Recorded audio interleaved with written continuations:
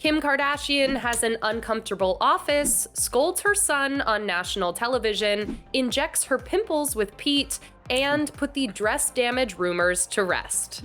Hey guys, and welcome back to another shared news. We need to jump into all of the Kim Kardashian headlines this week, but before we get into it, if you're new here, make sure to subscribe to our channel so you never miss out on any future videos.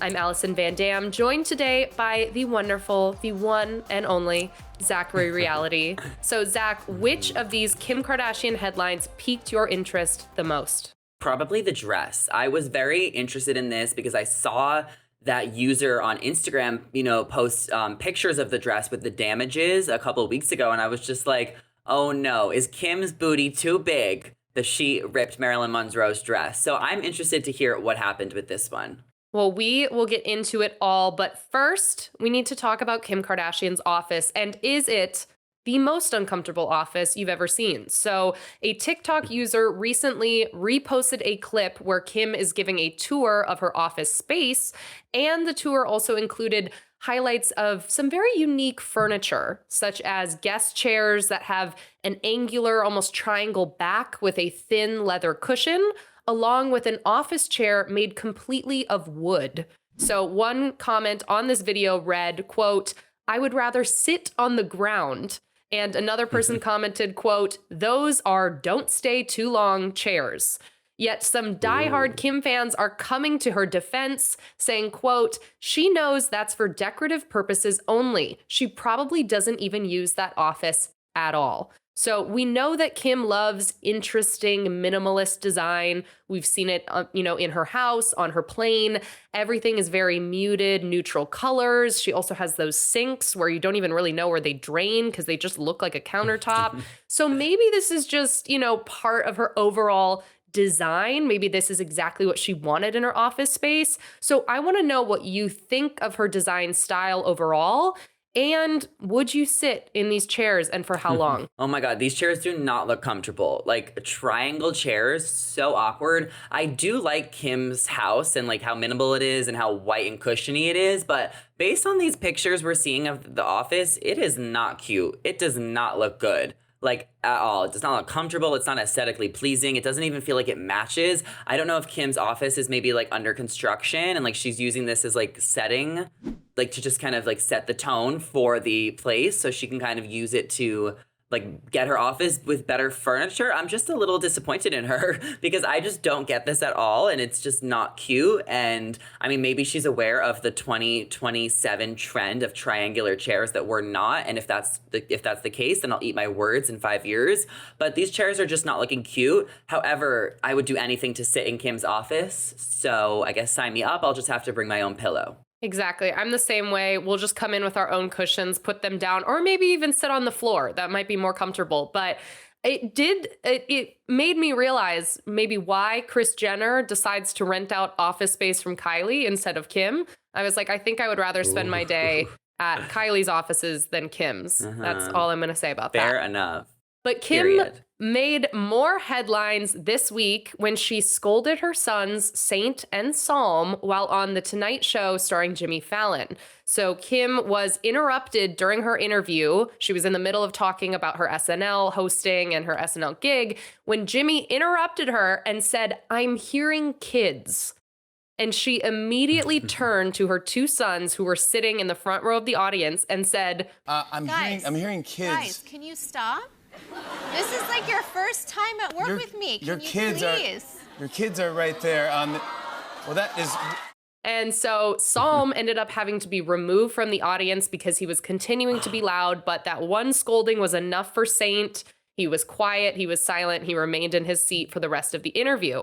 Now, Zach, I remember going to work with my mom on days where, she couldn't find someone to watch me, and I distinctively remember going into a boardroom meeting. And my mom told me that if I sat there and I was completely silent, I got peanut M&Ms from the vending machines. And that was enough for me. I stayed completely silent the entire time. So what are you thinking about Kim's, maybe mothering techniques? Do you think she was really scolding? Because in my opinion, this seemed kind of more she was laughing about it. I didn't really see it as a negative kind of scolding thing. But this is also coming after her recent Instagram Live where she was also with her sons. They were being a bit rowdy on the live. So is it just one of those, boys will be boys kind of thing? Or do you think Kim could have done something different? This reminds me a lot of Rain on the Ellen show a few years ago when he was being super loud and Courtney was trying to calm him down. What's your name? Rain. Yeah. Say Rain. And yes. Kim isn't why she's not here. Kim was supposed to be here. Hey, you've got to chill. I mean, I think at the end of the day, boys will be boys, kids will be kids. And I mean, she probably shouldn't bring them to the next show that she does. I mean, they don't need to be there. I think that they could have stayed backstage and watched from the green room, if they're going to be loud. At the end of the day, this is a show. We need to get it done. So I think Kim, she kind of talks to her kids like they're her friends, which I really appreciate. And I think that's the new style of parenting, with a lot of parents and kids these days. If Sam was being loud, then unfortunately he has to go and, he'll learn when he grows up to not be loud during shows. I mean, there's nothing wrong with the kids. There's nothing wrong with Kim's parenting. It's just part of life and part of bringing young kids to work events. Totally agree. It reminds me, growing up when my family would always go to church, there was always that kid that had to be taken out of church. It was just the Tonight Show with Jimmy Fallon instead of it being at church. So I didn't think it was that big of a deal. I didn't really think it was. Casual Hollywood family. I mean, these kids are growing up thinking that this is their mom's work. It's just going to the Tonight Show. Exactly. It's just a day in the life for them. And, next time when they're a little older, maybe they'll be able to sit all the way through without having that noise. But another headline, while Kim was on The Tonight Show, she also talked about Pete Davidson and how they love to do skincare together. That's one of their, passion projects or one of their activities they like to do together. She told Jimmy, we go to dermatologists together. We inject our pimples together at the same time. Yeah, the dermatologist is like, is this contagious? You guys always have pimples at the same time. So they're making their appointments. We've also watched Kim talk about this on the Kardashians on Hulu when she was talking to her sisters about how she was telling Pete she had this pimple coming in on her nose. And then she woke up the next morning and he'd put pimple cream on her nose in her sleep. So clearly this is a big part of their relationship. And Pete has actually been vocal about his skincare routine as well, because he told Paper Magazine back in 2019 that his skin was, quote, insanely bad because he had Crohn's disease. So that resulted in him taking extra special care of his skin. So, Zach, I'm all for having things in common with your partner, going and doing activities with them, but do you think you would take it so far as to go and get your pimples injected with your boyfriend? No, that's not my thing at all. I mean, I've had a lot of friends who love popping pimples. I've had a few close friends pop pimples on my back and it makes them so happy and they get so excited about it. So I get that it's a fetish, and I do think it kind of comes around good timing because she is trying to promote her new skincare line. So I mean, saying the most outrageous things, it seems to help. A couple weeks ago she shared that she would eat poop if it made her look younger. So that kind of got people talking about her skincare line. So I mean, if this is their thing and this is what bonds them, and it's a little weird, but it's also kind of normal. I feel like a lot of people like popping pimples. So good for them for having this in common. It's just personally not my thing. I hate pimples. I always thought that one day you would grow up and no longer have pimples because it's a high school thing, a teenage thing. But I mean, Kim still getting pimples at 40 is just super relatable because it happens to the best of us. Oh, it does. And especially when you're a woman, your hormones are never stopping. They're going through everything all at once, all at the same time, throughout your entire life. So it's totally normal. And I'm with you. There was some interesting timing of this with her skincare line coming out, even the mention of it on the Kardashians. What I've discovered over the years about the Kardashians is there's never a coincidence. We talked about this with the whole Kendall cucumber thing. She's wearing 818 merch while she's doing it. Everything is intentional. We got Kris Jenner at the helm. It's all intentional. So to round everything out, our final headline of the week, which Zach has been, awaiting this entire video.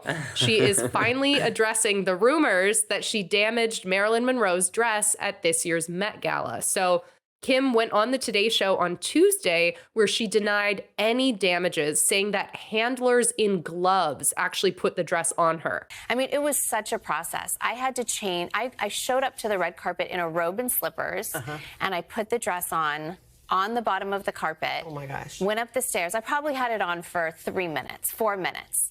And then I changed right at the top of the stairs. So that's when she changed into the kind of replica because she didn't want to wear it the rest of the night. It was too much pressure. It was too iconic of a dress. She just wanted it for the red carpet with Pete. Then she put on, you know, a very similar replica for the rest of the night. But these rumors about her damaging the dress started when a Marilyn Monroe historian named Scott Fortner posted what we thought were before and after photos of the dress on Instagram, and he captioned it that there had been damage to the dress. But the owners of the dress, the Ripley's Believe It or Not Museum, denied damage accusations, writing that Kim's appearance on the red carpet, quote, did not cause damage to Marilyn Monroe's famed happy birthday dress from 1962. So we've heard from Ripley's. We've now heard it from Kim. They took all the care in the world. There was no damage. This historian just kind of stirred the pot and said there was. So Zach, why do you think we're still talking about it? Why do you think people are still needing to be convinced even after we got that official statement from the Ripley's Museum? Because it's such a weird thing, or it's just something that's never been done before, to just like take someone's dress who's, you know, passed away years ago and just like rewear it to the Met. Like no one has ever thought of that or done that before. And it's such an iconic dress that's in this museum where it's meant to stay. So I think that's why a lot of fans were a little triggered by Kim wearing it in the first place. I personally think it was iconic that she wore it, as long as Marilyn is like looking down below being like, okay, wear my dress with pride. Feel free to spruce it up a little bit. I think it's so extra and hilarious that Kim is so extra where she only wears it for the carpet and then gets a replica. Like that is the most Kim thing I've ever heard in my life. Maybe this user just did it for clout, for some clicks and some likes. Maybe they did it because they genuinely were concerned. But it's nice that Ripley's is having Kim's back. You know, they lent it to her in the first place, so you cannot, you know, I would assume that they would want to have her back regardless, even if she did cause any damages. And maybe Ripley should just make sure it's fixed and just kind of sew it up and spruce it up a bit so it looks perfect. Yeah, I'm with you. It seemed like such a positive collaboration between Kim and Ripley's this entire time. I mean, I don't know if you saw the video of her just initially even trying it on. They even gave her, you know, a lock of Marilyn's hair. Like she was giving hugs to everyone, said how much it meant to her. So it really was, you know, a team effort. And the intention was to honor Marilyn. So it does make me sad that what should have been such kind of, you know, an iconic moment was dampened by the idea of, oh, maybe she damaged it. I was with you, what you said at the beginning of the video. When I first saw that, I was like, oh, her little booty, it was just too big. But now we know there was no damage. So all is well. But that is all of the Kim Kardashian headlines we have for you guys this week. We want to know your thoughts on all of them down in the comments below. Let us know especially what you think about the damage to the dress. Was there damage? Was there not? Curious to hear what you guys think. And before you go, make sure to like this video and subscribe to our channel so you never miss out on any Kardashian updates. I'm Alison Van Dam, joined today by the fabulous Zachary Reality. Our social handles are on the screen right now. If you want to come give us a follow, come say hello, come talk all things Kim. Thank you guys so much for watching, and we'll see you in the next one. Bye.